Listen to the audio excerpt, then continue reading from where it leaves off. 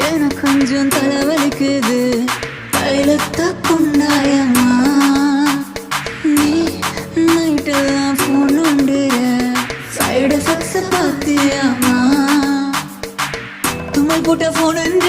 fever வந்த phone என்ற வைத்தால போது சொன்னா அதுக்கு ஃபோன் என்ற